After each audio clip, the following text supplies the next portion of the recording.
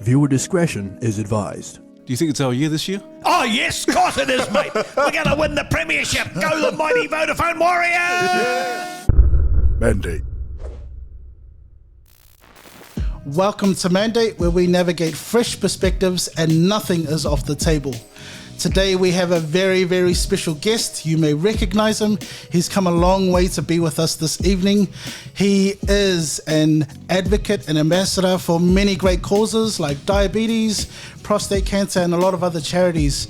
You may all know him as the Mad Butcher. Please welcome the knighted Peter Leitch. Woo-hoo. Thank you. Well, firstly, I've got to correct you. I've retired out of most of them now, but I still work in the background. There comes a time when you've got to throw the towel in, you know what I mean? And because of my health and my memory's going a little bit, you know, it was time for me to sort of pull the rug. But I've worked with some wonderful charities, prostate cancer, Allergy New Zealand, you know, and the thing about a lot of these charities, you don't, unless you've got someone. I'll tell you how I got involved in Allergy New Zealand. My grandson Reuben, he got allergies, and I thought, you get a bee sting and you put a bit of cream on and he'll be all right. Then there was a lady there, I wished I could think of her name, a beautiful lady that works for Allergy New Zealand. She's a wonderful lady. And she said to me, I know people, people die with allergies. I said, you're joking. And she, you know, and that really woke me up, and that's how I come to get involved. And that's, you know, prostate cancer. I used to do a lot of fundraising for breast cancer. And I had a guy ring me one day, a married guy. Said, I want to speak to the Mad Butcher. I said, you got the effing Mad Butcher. He said, that's the man. He said, that's the man. And he said, why don't you talk about prostate cancer? And hand on heart, well, if I had a heart, I'd do it. I knew nothing about prostate cancer.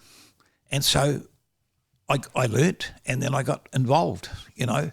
And boy, what a journey it was, you know, talking to men. And the main thing with men in particular is if you're not feeling well, you've got to go to the doctor. And if you're not happy with the doctor, go to another doctor. My brother died because he never went to the doctor, you know. And my brother was a beautiful person, a very beautiful person, and much loved by his family and that, great family man. And he got crook, but he wouldn't go to the doctor. And when he went to the doctor, it was too late. I'll give you an example with my bladder cancer. I got a rare form of bladder cancer, but I felt funny down below. So I'll go to the doctor. I'm not scared of going to the doctors like a lot of men are scared of going to the doctor, you know, which is crazy, you know. I'm scared of jumping off the Eiffel Tower or something, but going to the doctor's a walk in the park. And my doctor said to me, I think you've just got a rash, but we'll send you to a urologist. So I went to a guy called Robin Smart, and he thought the same really, but he said, we'll get you tested. I'll never forget the day. He said, I need to see you. So I went, and funny enough, my wife come with me. And he said, I've got some good news and bad news. And I went, didn't like that. And he said, you've got a rare form of bladder cancer. And the minute you hear the word cancer, you think of death. You know, you associate cancer with death. You know, and that's a stupid thing, but you do. Well, I did anyhow. And he said, the good news is we've got it early and you'll survive. You know, and the rest of it. I can tell you, I'll be honest with you, I went out to my car and I cried. Because I thought, you know, I'm going to die. I'm not going to see my grandkids. Even though he had told me we've got it early, I was still, you know, shaking like a leaf. I shouldn't be telling that because I'm this big, tough old butcher, you know. But that's the reality. So it's really important. And I'm not a religious person, but you've got to have faith. You've got to believe, you know, that there's a light at the end of the tunnel. And I've certainly weathered a lot of storms. I've had bad arthritis in my legs and I had to have operations on that. I had a case where I had stents put in. To be fair, I forget the things I've had, to be fair. You know, I forget the problems I've had. But the main thing is for men, and I suppose women as well, you know, if you're not feeling right, go to a doctor. And if you're not happy with that doctor, go to another doctor, you know. Because doctors are a little bit like mechanics. They won't like me saying this. They can't solve the problems 100% first time. A lot of the time they do, but sometimes it doesn't hurt to get a second opinion. Yeah. But why is that, Pete? Why is it, do you think, that a lot of our men, and you bring a good point, why are they afraid to go to the doctors? Because you said, hey, it's a walk in a park. Yeah. What's up with that? I can't answer that question. I often think of my brother and I wonder, why didn't you go, Gary? You know, and I've never been able to work it out. You know, it's a strange one. I'm not saying all men are like that, but I think certainly go back a few years, a lot of men were. Maybe it's improved a bit now. You know, I'm not going to the doctor quite as much. I'm going to go tomorrow just for a checkup again. Got a lovely Chinese doctor, Joyce. Yeah, no, lovely lady. Nice. You got to be happy. Yeah.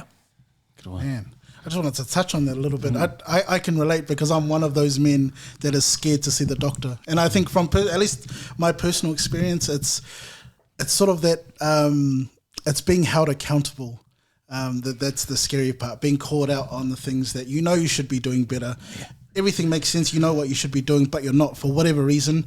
And being told by a doctor up front that you're not doing good enough, this is what you should be doing. The doctors is one of the scariest places in the world for me. So I can kind of relate to the other side. Do you of have a family? I do. I've got 2 kids and a wife. Then you're an idiot. I am. You're an idiot. Your responsibility is your family. That's your first responsibility in life, is to your family. And you owe it to them to make sure you get checked. Because if you take my case, with the cancer, if I hadn't have gone to the doctor, it's very possible that I wouldn't be here today, you know. And I find it hard to imagine you being scared to go to a doctor, you know, because it's a walk in the park, mate, you know. And, mate, if you're that scared, get a good-looking doctor. You know, you go there all the time, go back every day. That's the issue. Yeah. There's no good-looking doctors at my doctors. Maybe that's what it is. Yeah. So is your doctor a good-looking one? No, she's a lovely lady. She's a Chinese lady, and she's really, really nice. She's a caring lady. I've been very lucky. I've had, before that, I had a doctor called Bruce Page, and he was very good. And when I first come to Auckland, I had a Chinese doctor. I can't think of his name now. He was in Te Rakau Drive. I can't think of his name. He's retired now, I think. But no, you got to feel comfortable. You know, I suppose it's a little bit like a priest. You know, when you're a Catholic, you know, you got to feel comfortable when you're going to confession with the priest. You know what I mean? I don't know. I'm not a Catholic, so I don't know. But I had a lot of Catholic friends. Yeah. But it's very important, you know, and the main thing is most diseases or problems can be solved, you know, and we're very lucky that we have very good medical staff, and basically we have a very good treatment, you know. Like I have medical insurance, and so I went into hospital, private hospital, something went wrong. Where do they put me? Auckland Hospital. That's the best, you see. Yeah. And I actually, if my memory serves me right, I died on the table, but they recovered me. And now I wear this brace because they found out I'm a bleeder. So if I go into hospital, they've got to be aware that I'm a bleeder so they can contain that, you know. Yeah. Man, that's amazing, Pete, because look at you. Look at you. You still look like a young, strapping man, you know. You're still looking strong, mate. No, I'm not. I'm 78. I'm 78. Actually, I didn't get a card off you boys for my birthday, which really annoyed me. May the 8th, yeah. Stacey Jones was May the 7th. Oh. But no, look, I may look healthy, but if I walk upstairs, I've got to stop 3 or 4 times. I walked down to a neighbour's place on Waiheke today, only 3 houses down, and coming back I was puffing, you know. And that's, look, I'm not complaining. I mean, I'm grateful to be alive. I have 2 sayings that I say to people. The greatest gift in anyone is your time. You can't buy time. When the good man says, coming up here, or the other bloke says, come down to the fire, you go. There's no mucking around. And the other thing is, if you wake up in the morning, it's a beautiful day. And I remember doing a speech. I used to do a lot of charity events, raising money for charity, and I used to MC them, and quite often at the end of it I'd say, you know, it's been a beautiful day, and I'd say something, but some people would think was stupid, woke up this morning, it's a great day. And about a year ago, a guy rang me and he said, is it Matt Butcher? I said, yeah. He said, I come to hear you speak a few years ago. And he said, oh, you're an apology. I said, what's your name? I said, well, don't ring McCall you. He said, oh, no, I was on the table at 10. And he said, at the end of it, we were talking, he's a good MC. Then you said, remember this, if you wake up in the morning, it's a beautiful day. And I said to my friends, this is the bloke speaking. He said, I told my friends, he said a naughty word. And he said, what an idiot, But he said, I've just been diagnosed with cancer and I'm terminal. And now I know what you mean. If you wake up in the morning, every day's a bonus, and we must never take it for granted. But I think, the main thing is don't be scared to share your problems. That's another thing. My friend, no names mentioned, I've got a friend that's going through a bad time, and I ring him each night if I remember, because my memory's going bad. And that's another thing, just a phone call. If you've got a friend that's going through a bit of a bad time, don't be scared to ring him, because, mate, that phone call can make a real boost for him, yeah. Wow. Mate, I think already you're just pouring out the wisdom, Pete. Well, no, that's just life experience. It's not wisdom. It's just common sense, you know what I mean, that you learn as you get older, I'm a lot older than you boys, 78. You're supposed to say you don't look 78, Butch. Yeah. That's what I said. I said you look like a strapping young man. You didn't say you don't look 78, though, did you? But man, it's just because I've missed your voice. I haven't heard your voice for a long time, because I know you, like you said, you're out there in the community and you're always emceeing, but I missed that Mad Butcher voice. Yeah, well, that's because I've given it all away. I don't do the ads I don't own the Mad Butcher anymore. I sold that a long time ago, but they kept me on for a couple of years to do the ads. And I don't do radio interviews or that these days, so you don't hear it, You only hear it when I'm out kayaking and singing or something, yeah.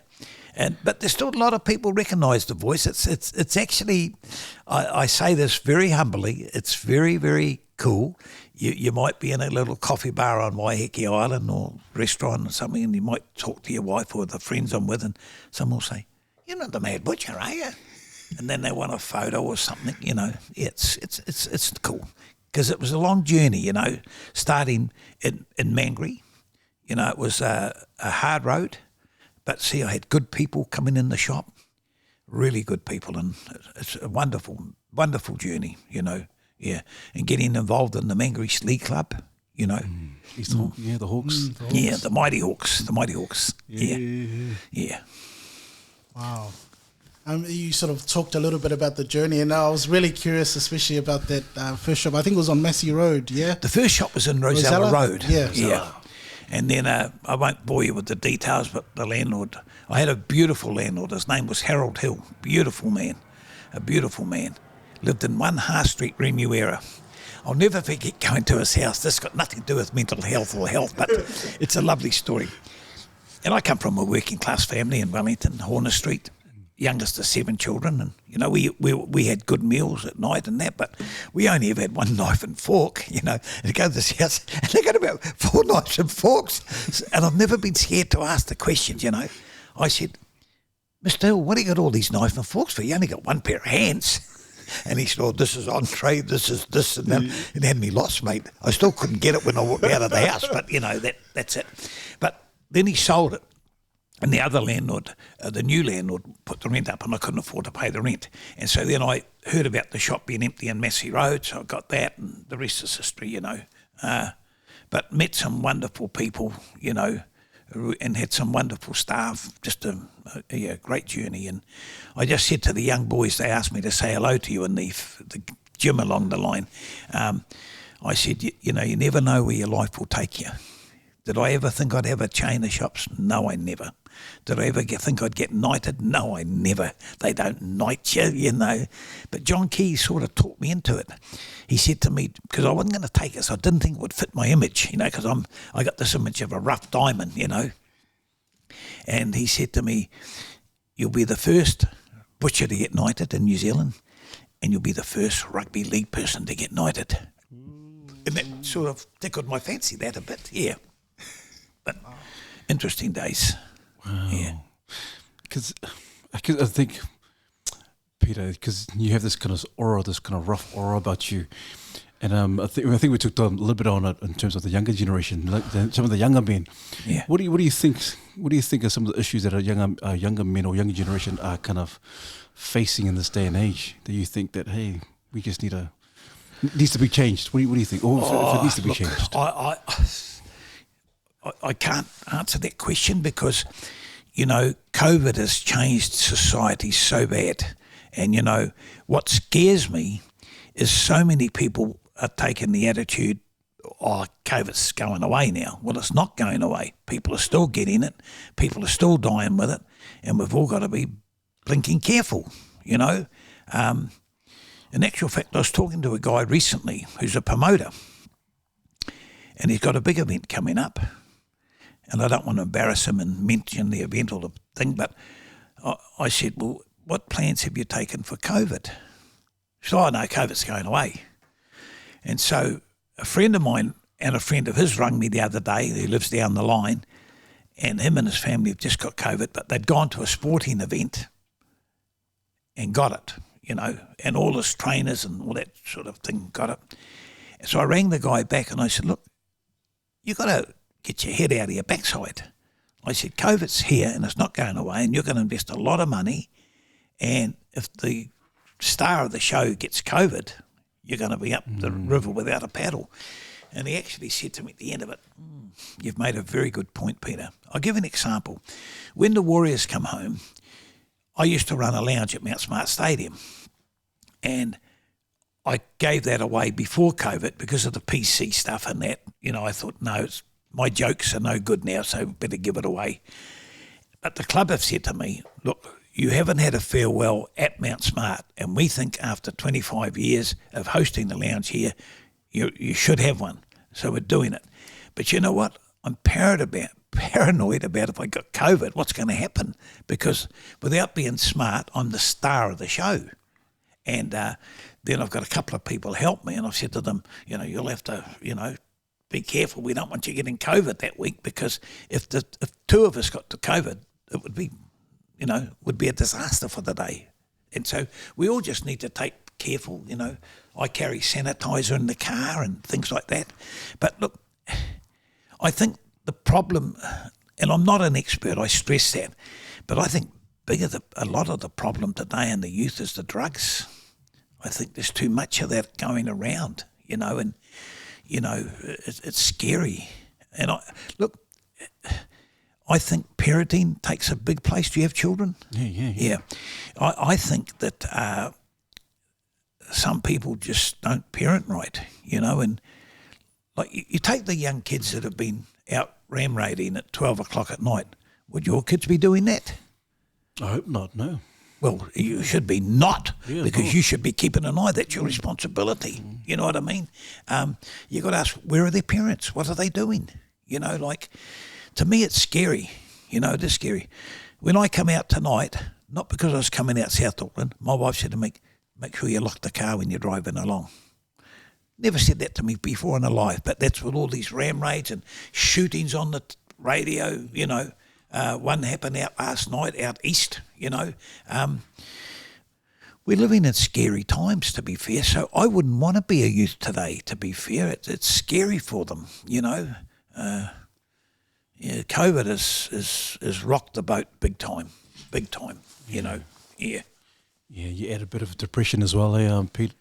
Depression, a lot of our young people as well. Depression, anxiety. Isolation, The thing that scares me, and I'm walking on thin ice here, I think it's become a very trendy word, depression. I'm not questioning people get it. I'm not questioning it. To be fair, I get a little bit. Not big time, but I get a little bit. And I've certainly got a friend that gets it.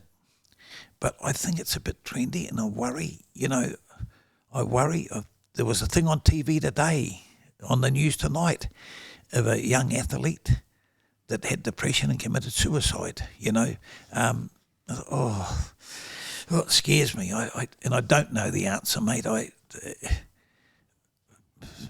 just think people like John Kerwin and my mate Mike King are doing all they can to help, and you do your bit, you know. And I know Graham Lowe's been doing his bit, like going around prisons and that sort of thing, trying to help, you know. Yeah, that's a really hard one because, as I say, I'm 78 and I've never experienced anything like COVID, you know, like people are battling in business and, you know, the cost of living's getting up and what's happening over Ukraine. Is it Ukraine? Yeah, Ukraine and Russia, yeah. And, you know, the cost of food getting dearer, you know, it's, you know, very hard, you know. And did I mention that I spoke to a guy today and his one of his workers, his boy's got cancer very bad. And he was just saying how hard and what can we do to help raise a bit of money for him, you know what I mean? And I'm just thinking of a couple of angles, you know, but, you know, with the cost of living so dear, it's hard for everybody, you know. Well, not hard for people like me because I've been wise and I've saved my money, you know. And it's funny the people that tell me they're hard up and they're smoking and drinking, you know. That would be the first thing I'd give away if I was hard up, you know. Yeah. And I suppose it's priorities, you know, what you want. Yeah. That's nice. Yeah. So good. Yeah, man, you talk about desperate measures and you talk about desperate times, Pete, and so I'm wondering, during those desperate times, what do you think in terms of the man or the mentality of men who find themselves in desperate situations? What do you think in terms of how their responses or their reaction to COVID and all that kind of stuff? Look, I don't know. I just think in my own case, I tried to turn negatives into positives. When I got diagnosed with cancer, I believe it made me a better person. It made me a better person. I valued life more. I realised how lucky I am to be alive. And that's one of my mantles in life. I try to tell people to, you know, think positive, not negatively, because if you think negatively too often, I think you can bring depression on for yourself. You know what I mean? And it's not easy. I mean, I'm not going to discuss it, but I've been through a bad period where I was down, and I know it affected my family, but we had to battle on and try to be positive. And sometimes it was really hard to be positive, but you got to battle on. You know, you got to battle on. Yeah. I'm curious about that mindset because it seems like it can be quite a unique mindset to have in today's world. It's so turbulent. So I'm curious about the influence of, say, you know, your older siblings or parents and sort of role models coming up and sort of where that mindset developed. Was it as a result of your hardship and experience, or did it come as part of role models in your life? No, it just come. You know, I'm, as I say, I was the youngest of 7. All my family are dead now. I'm the last of them. I'm the last of the Mohegans. And, you know, that's scary at times. You know, there are times when you'll be sitting at home, you know, just chilling out and you think, when's my turn coming? You know, but the main thing is I had good parents. They taught me right from wrong. They brought me up right, you know, and I think surround yourself with good friends. I've got some very good friends, you know. I've got one guy on the island. His name's Willie, Polynesian guy. Got a heart of gold. Beautiful guy. And, you know, he's got my back all the time, you know. But it's a hard one to answer, you know. I think I learnt, mine was a learning curve, you know. Like I was a grave digger when I first come to Auckland. What would you learn out of being a grave digger? When I used to do public speaking, no one ever got it right. No one ever got it right. They'd say digging holes, you know, and all different things. You learn the value of life. The first grave I dug was, I think, a 6 or 7 year old kid. Now I'm in Auckland, living the life of Riley, all right? Well, within reason, you know. And you stand back, you dig the grave, of course, before the people get there, and you decorate it, and then they come and have the service, and you stand back and wait, because you have to fill the grave in once the thing's down. And you know, I don't know, I was 18, 19, 20 or something like that, and you see these people mourning, you know, then you think a young kid, and you think up until that stage, I thought I was bulletproof, you know, but it taught me the value of life. It taught me you could go tomorrow, I could walk out here and drop dead tonight. One of you could do that, you know, so you got to enjoy every day, you know. But, yes, I just learnt sort of going through life, and I made mistakes. There's no question about that, you know. I smoked for a little while, you know, used to drink a bit. I was a professional drinker, to be fair. I got paid to go to hotels to drink. It was a lovely life, $400 a night. Mm-hmm. Then they used to buy meat packs that I used to give away, and everyone thought I was a lovely guy because I was giving the meat, and the breweries were paying. I loved live breweries. They were beautiful to me. But, yeah, and I've learnt just as I go, you know, I don't drink or smoke. I haven't smoked for a long time. But I mainly, and to be honest, I'm not going to lie to you, I gave up the drinking because it just tasted bad after my problems, you know, with health and that. It just didn't taste any good, you know. So then I started on Coke, no sugar, you know, and I'm addicted to that now. Yeah. I don't drink tea or coffee. That's what I drink. Oh. Because where does this all come from, Peter? In terms of because you seem like you sound like you're very resilient, and you're obviously you're a real go-getter, and obviously. Well, I'm not really. You see, you're not. That's all I wanted to do was survive. A guy asked me on social media the other day, on Facebook. He just said, you know, did you ever think you'd have, you know, 20 or 30? I said, no, mate. All I wanted was to pay the bills and survive. I would have been in that shop in Michael's Avenue today still if the landlord hadn't have put the rent up. Then I go out to Massey Road, and then they tell me Goubets is coming, and they say they're going to close you down. And, oh, boy. So I go home that night and I say to my wife, the big supermarket's coming, this guy from England, they reckon he's,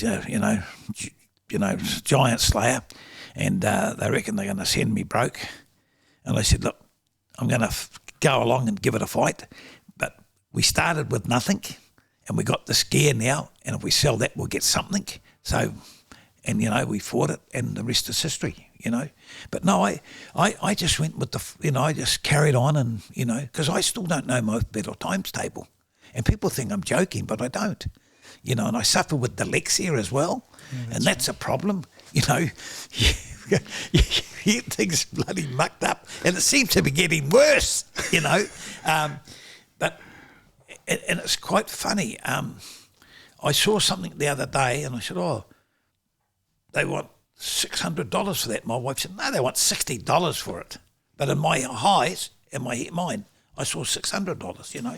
But I think another thing is you got to have a good partner. Be it a bloke, woman, or whatever. In my case, my wife, we've been married, I think, 56 years, something, you know. But she's been a rock when the going gets tough. That's when the tough get tougher. Mm. And boy, let me tell you, I was in a bad way, and she was fantastic. You know, yeah, really important, yeah. Wow, that was actually going to be literally my next question was about the impact your wife would have had coming through so many life challenges and coming out, you know, with such a positive mindset. The impact of your wife must have been. Well, I'll take you back to the early days when I first started that shop in Michael's Avenue. No, that was a shop I managed in. God, I forget the name now. Anyhow. Down at off Ray Avenue. Was it Michael's Avenue? Might have been Michael's. No, Michael's Avenue himself. I can't think of it now, but anyhow. I would go home. I would walk in the door. My wife would have the slippers by the door. My tea would be on the table. I'd have my tea. If I was lucky, I'd see my daughter. And I'd go to bed and fall asleep. And that's because I'd been working all day. I used to have 3 jobs when I started. I used to clean South Auckland motors in the morning, then I'd go to the shop during the day, then at night I'd go and contract bone meat at another place. So, but she would I would ring her when I was coming home, and she would get everything ready, you know. So yeah, no, she's been a big part of it, you know, very big part. Yeah. It just seems so simple, Pete, you know, just the way you're living. Yeah. Do you think sometimes we complicate life as men? We just make things complicated, overthink things, and we try to... Well, I think a lot of people can't accept where they are in life. You know, they, like the amount of people I meet try to make out they're rich and they're not rich. Because I don't judge people. I judge people how I meet them, you know, and I've got friends in all sorts of, you know, Tama Eddie's a friend of mine, you know. He's come into the league with me. You just take people as you find them, and it doesn't matter. I tell you an experience. I opened a museum in Holmes Road, Manuera. It was my old sausage factory, and I got volunteers. You know, put a thing. You're looking for volunteers, and man, some of those I've closed it since, but some of those volunteers are my close friends now. You know, I'm doing a little speech at a rest home. No, not a rest home. I'm sorry, at a retirement village, and I'm doing it for Lorna and Trevor, who are my helpers in the museum, and I don't do any of that now, but I'm doing it for them out of respect, and you know, I owe it to them because they were good to me, you know, and that's how you get through in life, you know. You help each other too, you know. Yeah, that's so cool.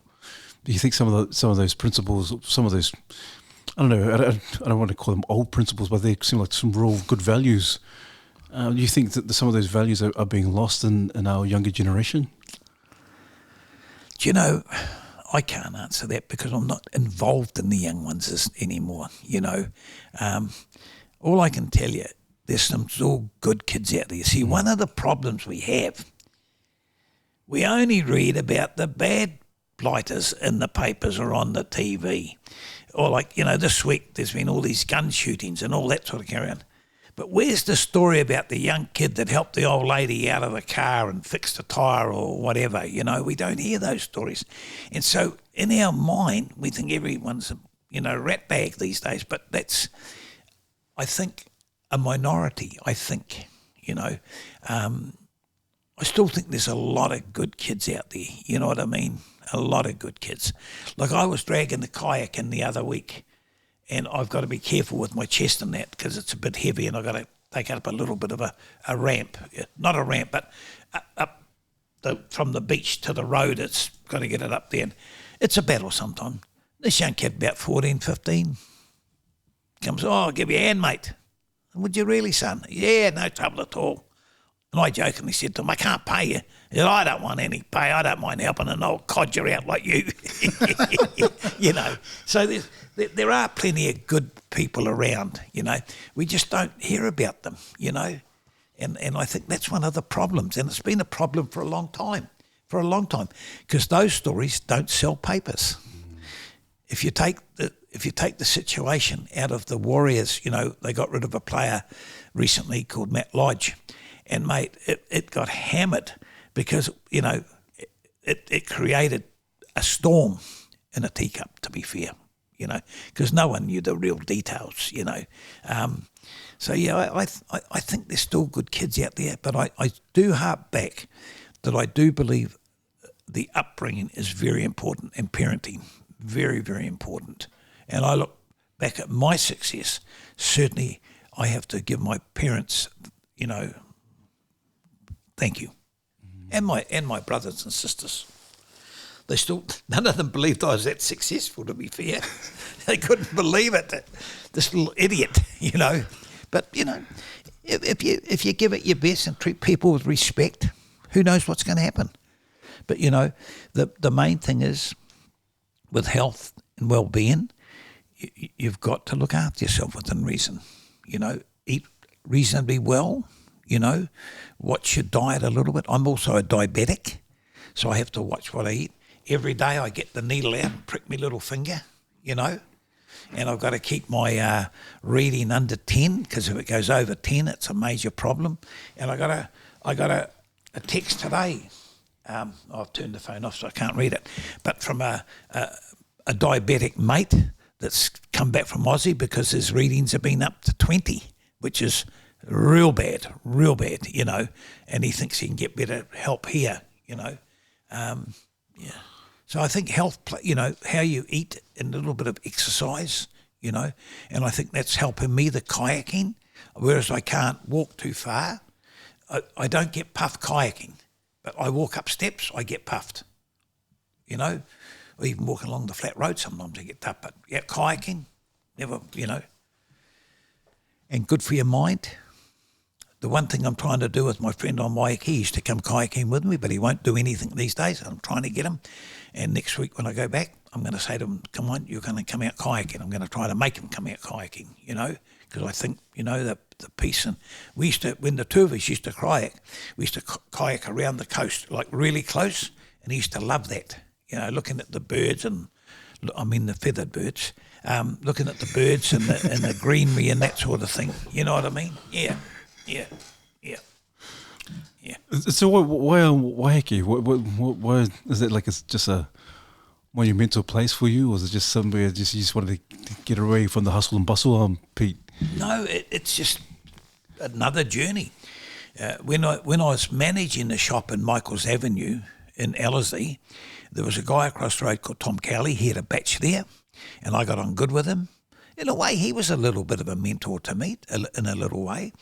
And he said to me one day, why don't you and your wife go down to my batch and have a holiday? And his family still owned that batch. And we went down there, and cut a long story, we bought up our first house many years ago, and we sold that one, and we had a year or so off, and the girls, I got two daughters, they said, you know, we really need another place. So we bought the place where we are now. We're in a place called Blackpool, and we're just across the road from the water, so I can walk across the road and launch the kayak. And I just love it, mate. It's peace and tranquility. It's flat, no steps in the house, and nice neighbours. I've got nice neighbours where I live in the other place as well, to be fair. But yeah, it's just my happy spot, I call it, you know, particularly out in that kayaking. I can't stress, and later on I'll show you a video I took on the kayak a couple of days ago, and so peaceful and tranquil. I went out the other day and I just got out to where the yachts are, and or the boats, and I put the paddle down and just sat there, closed my eyes, and let not the waves, but the current, or whatever you call it, just take me around. And man, that's better than going to a psychologist. You know, just really, really, really, I believe it's really good for your mind. Yeah. That's awesome. I was curious about where the love for kayaking, because I've seen the posts and stuff online, and it looks amazing. Is that something you've kind of always been into, or something you've kind of come into as you've moved to Waiheke? Oh, no, coming to Waiheke, yeah, definitely, yeah. And by the way, if you want to look at my post, you go to Sir Peter Charles Leitch on Facebook, or Sir Mad Butcher on Instagram. But Facebook's, I got about 30,000 people follow me on Facebook, which is, you know, and I try to reply to everybody. It can take a lot of time, I can tell you. Some days it's 2 or 3 hours. But see, when you're old, you got the time. You got the time. Whereas you boys are busy earning a living, providing for your family. You wouldn't have the time I have. And I enjoy it, interacting with the people, you know. Yeah, it's interesting. That's awesome. I was going to ask as well, in terms of your journey, you sort of mentioned the influence your parents have had on you, and sort of, you know, some of the issues with youth today and the parents. What was the parenting journey like for yourself, and navigating that space while you had so many other things going on? It was hard for me because my wife done most of it, to be blunt with you. I can't lie to you. Because I was working 3 jobs, you know, I never got to take my kids to school. My girls have told me many times that they have no problem with it, but I feel a bit of guilt. And I'll share a lovely story with you with my granddaughter, who's 30, living in Amsterdam now. And her and her partner have just bought an apartment over there. But I'm in a meeting one day at the sausage factory, and the phone goes, and the girl texts me up and said, it's your granddaughter. She's put something. Oh, Pop, she said, I want to go to Mary's house, but I'm a bit tired. I don't want to walk, Pop. Can you come home and take me, do you think? Now, I'm in an important meeting, all right? I say to the guy, look, I'm sorry, mate, something, he didn't hear this, of course, we're just, I said, mate, I'm sorry, I've got to go to an urgent, something urgent's come up and I have to go. But I said, I'll tell you what I'll do. He had flown up from Wellington. I said, I will pay you to fly up again and I will take you out for lunch to make up for it. But I have to go. And I went home and took her to her friend's place because I'd missed out when the children were growing up. So I genuinely believe my wife's got to take a lot of the credit. But my girls have said to me many times no. But, we certainly would discipline them if they were naughty, which you can't do today, because if you hit your child today, they can go to the police and you can be charged with assault. Now don't get me wrong, I don't believe in violence to children. I don't believe that, but a little smack to let them know they've done wrong. I've never seen anything wrong with it, but by God, you have to go around your house with your hands in your pockets because the children have taken their parents to court. Often stirred on by someone else, of course. I think I've contributed in some ways to hard work, not be scared of hard work and things like that. Yeah. I think you got to give your kids time too, like if you can't, your wife does, marriage is a partnership. And what I can't fulfill, the wife, and what I fulfilled, the financial things. They had good tucker. They never went to private schools, but went to good schools, And so marriage is a partnership, and you work it out between us, My wife didn't work when we were married until one day I rang her and I said, you better get a taxi out here. I said, bloody shop, they're queuing up. I can't cope. Worst thing ever done. My wife used to be a very meek and mild lady. Not anymore. Yeah, not anymore. Yeah. Oh, man. This, yeah. You talk about work ethic, Pete. How important is that for any man to have? Well, I think any person. Yeah. Today, I believe in strong work ethics. I was never late for work. I always gave the job my best.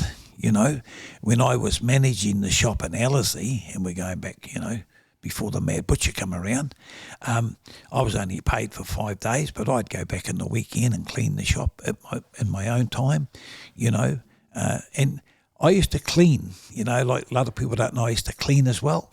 I used to clean the Edinburgh Castle Hotel back in the day, the Rising Sun, and there was one firm, my boss took me off to go to another place, and they rang up and they said, well, where's that butcher fella? He said, I got another, put him another place. No, we want him back. Because I used to make the toilets clean. I'm sorry, I used to make the toilets sparkle. I'd get my hand in and scrub them out. A lot of the cleaners wouldn't do that. But see, I had pride. Even cleaning toilets, and I had pride. You got to have pride what you're doing. And it doesn't matter. I hate it when people say to me, I'm only a butcher, or I'm only this. I say, no, you're a butcher or you're a cleaner. Because, everyone has a part in life, and it's like a jigsaw puzzle. You put them together, that makes it perfect, but we need cleaners. We need petrol station attendants. Well, that's if you can find one now. They're all these self-service, right, doing people out. I won't use them because you know why? You're doing people out of work. Doing people out of work. We've got to create jobs, keep people working. A healthy working creates a healthy mind, I think. That's only what I think. I've been wrong before, to be fair.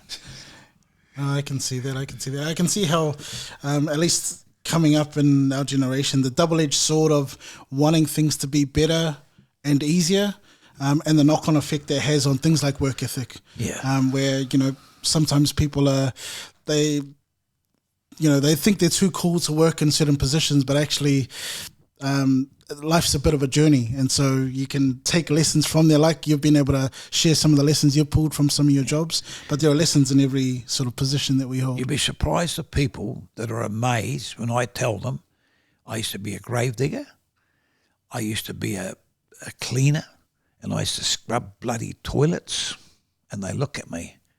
I'm not joking. That's what I done. I mean, I wasn't born with a silver spoon in my mouth. I come from a working class family in Newtown, No not dirt poor, but working class, you know. And yeah, you just do what you do, and you be proud, and always take pride in what you do, you know. And I think the key thing is treat people fair, and you know, look after each other. And you know, I one of my mentor is I say to people, share the love out there. And if you read my posts quite often on Facebook or that, I'll say, make sure you share the love out there today. And that can be anything. That can be just ringing someone, you know, or popping in and seeing them, you know, not for an hour, just even a couple of minutes, you know. And you'd be surprised how a phone call can really, really cheer people up. You know, it's amazing. I've had people really thank me, you know. I rang a guy the other day I haven't spoken to for a long time. His name's Ken Arthurson. He used to be the big boss of the Manly Rugby League team, and he was very powerful in the Australian Rugby League as well. But I hadn't spoken to him for a few years, and I was going through my phone and his name came up. I better ring him. And he answered the phone and he said, "You've made my week, Peter." And he was really stoked that I'd taken him. But he's a lovely man. See, this guy, he's one out of the box. He's a real gentleman, a real old-fashioned gentleman, but also done a great contribution to the game of rugby league. And I respect him immensely, you know, yeah. And respect's another thing. You earn respect, you know, like you've heard of Ruben Wiki? Yep. Man, I have so much respect for him. When I was the manager of the Kiwis in 2005, he was our captain. And boy, he was a great guy, you know. You'd follow him to war, you know. He's a great man. What's stood out for you about him? Just the manner about the guy is I don't know the word, but stature, you know, like, and his word was his bond, you know, and he just said he just commanded your respect, you know, yeah. And you know, different from a guy like Stacey Jones who commands your respect, but Stacey's a different, you know. But Ruben's a very special person, and you know, I tell you a guy I've got a lot of respect for is that Butterbean, Dave Patali. Oh, David Patali, mate, yes. What a legend. Is that one of his T-shirts, BBBA? No, this isn't one of his, but I should get one of his. Yeah. He's amazing. Yeah, he is. Yeah. There's no free ones, brother. You got to pay for them. Yeah. He's just in the final of Dancing with the Stars. That's right. That's right. Now, there's a man, if you look at him, I'm a big boxing fan, all right? And I was at the fight the first night he fought, and I used to always buy ringside tickets, okay? And my wife, funny enough, my wife loves the boxing as well. And I said, this is a joke, because he was like a whale. I mean, fat was just rolling off him. And you look how he's turned his life around. And what he's doing for other people is just incredible. I have to be honest, I'm in awe of him, absolutely in awe of him, what he's done. And the lives he's saving, you know, because let's be blunt, and we're not medical experts, but if you're overweight, it's not going to do your heart any bloody good, you know. And he's got people losing weight and, you know, yeah, just incredible, you know. Yeah, no. Yeah, no, yes. We had him.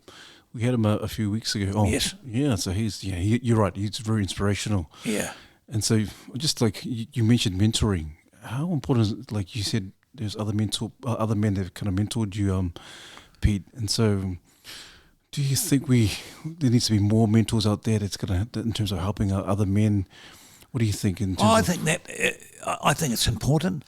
I never had any one main mentor, but I had people that helped me along the way, you know, gave me a bit of advice, you know. And look, it's never be ashamed to put your hand up and ask for help. Like, pardon me, I have a guy I go to for financial advice. And over the years, because I'm not a financial wizard and I'm not a money-driven person, but, you know, you've got to put your money somewhere, so where do you put it? In the bank or in the shares or whatever? And this guy, Keith Shaw's his name, he's been a godsend to me. And he just said to me recently, look, I'm going to give it away. He said, you know, I'm getting too old. I said, well, I want you to keep looking after me and Janice, Keith. And he said he'd do it, you know. But don't be scared to. If you're not sure, put your hand up. Don't try to be a hero and bluff your way.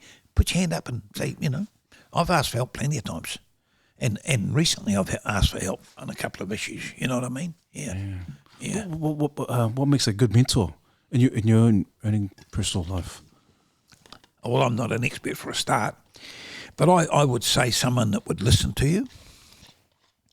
The art of, I think, when you're mentoring someone, and I've sort of mentored a couple of people a little bit, is listen to what they want to talk about, and then at the appropriate time give them a little bit of advice, if you can. If you can't, say, well, like I've got a friend that's going through some mental, and I said to him the other day, look, I don't know how to help you, but I think I'll ring my mate Mike King, who I've done a lot of work with over the years, and get a bit of advice, because he's doing a lot of it, It just depends. It's a hard one, You just, as you go, you guide yourself through it, because none of us know all the answers, And I think, as I said before, the greatest gift you give anyone is your time, because you can't buy time, You can't buy it. When the good Lord says, it's time to come, or the devil says it's time to come, you're gone. You can't say, I'll give you $20,000 to give me another year. You go. So, I think that's important. It's true. Yeah. It's true. It's, and I think just share the love out there, be it making a phone call to people, just seeing how they are, I do get worried there's so many things going wrong in the world, and we're lucky that we live in a beautiful country. I've been very lucky. I've been to Cuba, I've been to China, I've done a fair bit of travel, and let me tell you all, in my humble opinion, we live in the best country in the world. And me and my wife live here by choice. We could afford to go overseas, but no way. This is a great country, It's there's too many people whinge all the time about it, but they don't know that how lucky we are, And you've only got to look what happened in America, and you look what's happened in Ukraine, Boy, we're blessed. We are truly blessed to live in this beautiful country, and I just wish more people would realise it. It's I can't emphasise it enough. Well said. That's awesome. It's funny. That's something that I think I 100% agree. Sometimes we get so caught up in our bubble that we truly forget how blessed we are in our country. And one of the things you touched on before was about relationships and the people around you supporting you. Has there ever been a time in your life, Pete, where you've had to sort of reassess the relationships and maybe perhaps had to cut people out that maybe weren't sort of being supportive or giving you the kind of energy that you needed to persevere? Not really. Not in a bad way. I really can't think of anyone that I have, to be fair. Sometimes you just through life you go your different ways. You decide to go a different chapter, But no, I look, I think I've been pretty blessed, really. I've had a few, setbacks. It's like employing people. Some people will say I'm a great boss, and others say he's a real arsehole. Just depends, But I can't answer it. Fair enough. You should have interviewed me 10 years ago and had me from faculties, boys. Yeah. This could be the last interview I ever do, mate. Oh, yeah. mate. Yeah. You're a legend. You're a legend, Pete. You are. I'm an old butcher, mate. But that's what it is. You said you're a butcher, and I love the fact that you said when people say, "Oh, I'm just a butcher," but you said, "No, just be proud. Be proud of what you're doing." I'm proud, and I'm proud of being a butcher because it's been very good to me and enabled me to do things for my wife, and it's enabled me to do things in the community that I could never have done. I used to say to people, if people didn't buy meat off me, I couldn't do what I do. So when I do something, and go back in the day when I had the shops, when I gave someone $1,000 to a charity, that was my customers giving it as well, because if they weren't shopping in my shop, we couldn't do it. you know. I'll tell you a lovely story. I love telling this story because it's dear to my heart. I had a guy cleaning my shop, and he would go in. The sausage maker. This is in Massey Road. The sausage maker would go in early in the morning.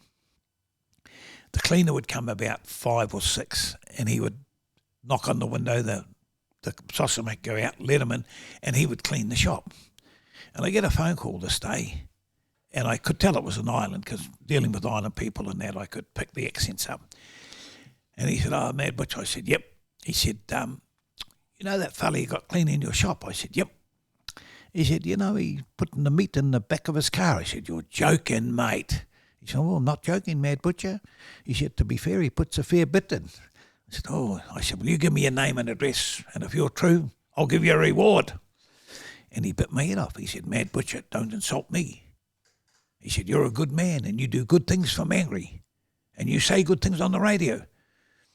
And I don't like people that do that to good people like you." And sure enough, the bugger was stealing plenty, you know. So there's some really good people out there in all walks of life. You don't have to be a doctor or a butcher. You can just be a freezing worker or something, you know. And I'll tell you a lovely guy is Joseph Parker's dad. He's worked at Pacific Steel for about 30 years. I rang him the other day. And what a lovely guy. He's a lovely guy, you know, him and his wife, lovely people. Yeah. And Joseph Parker's a lovely guy as well. We've got close to him over the years, you know. Yeah. So there's a lot of good people out there, you know. Nice. You know, that boy that played for Mangere, played for, he plays overnight, Tom O'Leary, Tui plays in England now for St Helens, I think it is. Tui. Yeah, I'll tell you his name after when I put my phone on. But his dad rings me a bit, you know, and yeah, lovely guy, you know. Yeah, good. Getting a bit sentimental now. No, that's great. I think I love the fact that you're quite relational, Pete. You know, every person that you meet, it's just you build relationships. You say hi to them. You give them time as well. And it's never like, "Oh, I'm the Mad Butcher. Just get away from me. I'm famous." No, yeah. I never do that, mate. God, mate, I don't think I've got my head up my backside. That's what you. Yeah. No, and look, to be honest with you, I got verbal diarrhea. I talk to everybody. No, I do. My wife gets sick of it. Everyone walks past, "Hello, how are you?" Then, you know, and I do talk too much sometimes. Don't know when to shut up, you know, but we've all got our faults we've got to live with. You know, and that's one of mine. And it is a fault. You know, I do go on sometimes too much, but I suppose that's better than not talking to anybody. Exactly. Or see, you got to turn the negatives into a positive.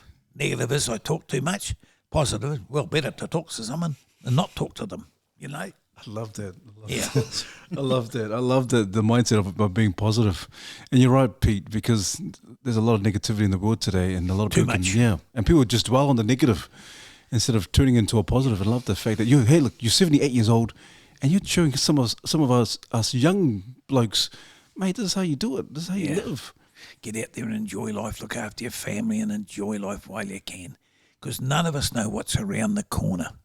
And the big thing is, I've said it before, I'll say it again, if you're not feeling right, go to the doctor. And if you're not happy with the doctor, go to another doctor, you know. And, make sure you look after yourself. A little bit of exercise, a little bit of, you know, watch the diet. Not too much povey masema, you know. That a little bit. The kryptonite. Yeah. Oh, yeah. Mate. Oh. Hey, listen, hey, we've been really blessed. Yeah. We've been really blessed to have you.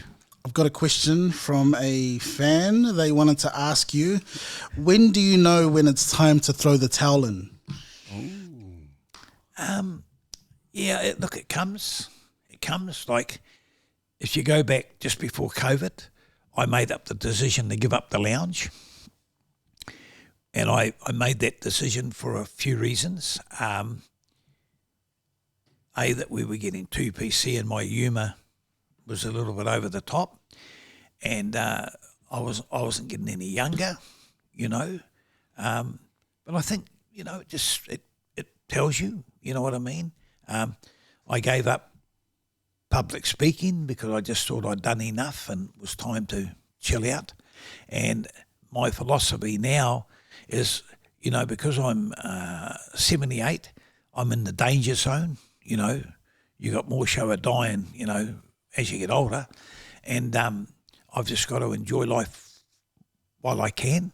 And, you know, I've got a problem with memory loss. And if you want to upset me, say, oh, yeah, we all get that. That really annoys me. And I, you know, bite a few people's head off, to be fair, because what I'm suffering and what they're suffering is imagination. And I'm really, you know, like I said to you today or the other day, you know, make sure you text me to remind me in case I forget. Now, I didn't forget, but it's just a safeguard because my memory's not good. And I go through my phone, see who I haven't rung, you know, because I can't think of them, you know. I rang a reporter in Australia, haven't spoken to him for 3 or 4 years, and he was stoked to get the call, you know, but I just went through the phone and found his number and I texted him, make sure it was the number, you know. Yeah, it just sort of comes, you know. I don't think there's any pattern. The main thing is, you know, try to know when it's time because you can go on too long, you know, and I'm very nervous about doing the lounge on July the 3rd. I'm very nervous, losing a little bit of steep about it, you know. But at the same time, I'm looking forward to the challenge. I'm going to try to tone the language down, you know. I can't joke with the ladies like I used to, you know. I mean, and I say that very sincerely, you know. I used to joke with ladies and they used to love it. We never had a complaint, to be fair, you know. But today, we live in I actually feel sorry for young people. You asked me about young people. I actually feel sorry because we're getting so PC and, you know, people turning things around, you know. You look at, I don't know if you followed the Johnny Death, the actor fella in court. His ex-wife was on the TV tonight saying, no, he didn't. Like there was a rumour going around, he pushed her down the stairs, you know, and she fatly denied it, you know.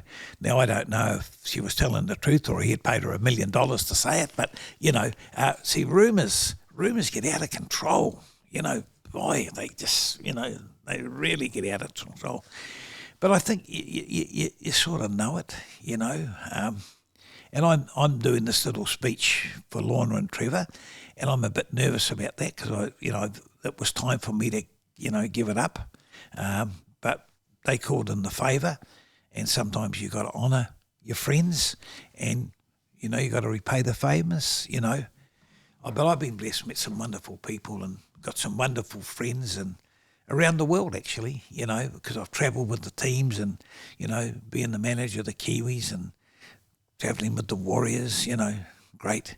And I wasn't prepared to sell my business, but my CEO was going to leave, and so I then offered to sell it to him, and we got out, and I'm glad we got out because, mate, it's great kayaking every day, you know.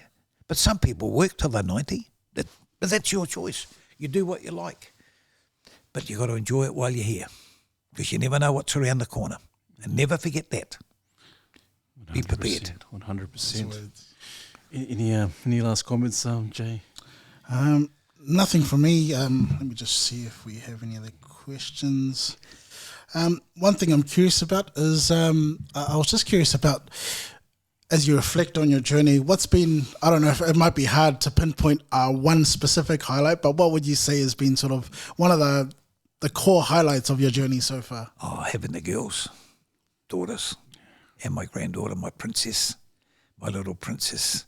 And I've got 4 grandkids, but Kristen was the first, you know, and then Vincent, then Reuben, and then Matthew. And they're all special to me. But I suppose having the kids and meeting my wife, because I wasn't the sort of guy that went steady with girls. My wife was the first one I went steady with, to be fair. And I was lucky I got a good one, you know. But, you know, in all honesty, I've had so many good experiences, you know. I've met so many beautiful people. And believe me, there's some beautiful people out there. You know what I mean? We hear too much about the bad ones and not enough about the good ones. And truly, the island guy I told you about that rang me about the guy cleaning. Here I am with a bit of memory loss, but I remember that as clear as day. And I remember the next week, me and my manager hiding in the bush across the road, and there he goes, loading the car up, and I go over and whack the shit out of him.